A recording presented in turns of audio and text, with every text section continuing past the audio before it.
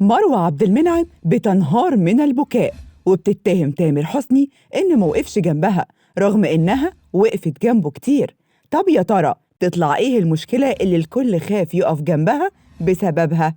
الحكاية بدأت في 2014 لما مروة عبد المنعم طلعت مع الإعلامي وائل الإبراشي في القضية المشهورة ليها، وهي قتل خادمتها وتشويه جثمانها. ومن وقت الحلقة بتاعتها مع وائل الإبراشي دي وفجأة نورها انطفأ، لدرجة إنها قالت إنها بتقعد مع أولادها وبتقول لهم أنا مش عارفة أنا صرفت عليكم السنين اللي فاتت دي كلها إزاي. وده اللي خلى مروة عبد المنعم تطلع وتتهم الإعلامي وائل الإبراشي إنه ظلمها وكان سبب في تهييج الرأي العام كله ضدها، واتهامها إنها شوهت الجثمان رغم إن الجثمان كان سليم، وقالت إن وائل الإبراشي هو السبب في اللي هي فيه ده كله، وإن من بعد الحلقة دي كل المنتجين خافوا يتعاملوا معاها رغم إنها كانت مشروع نجمة وكانت متوهجة في الفترة دي، خصوصاً بعد ما عملت عمر وسلمى ويوميات زوجة مفروسة. بعدها انهارت مروة عبد المنعم من البكاء وقالت أنا كنت مستنية من تامر حسني إنه يقف جنبي زي ما أنا وقفت جنبه كتير،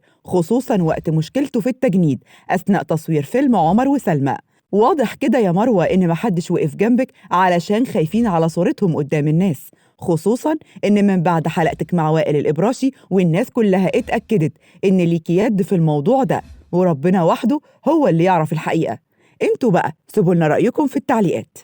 ما تنسوش تشتركوا في قناة مصر اليوم على يوتيوب وتفعلوا زر الجرس علشان يوصل لكم كل الأخبار أول بأول.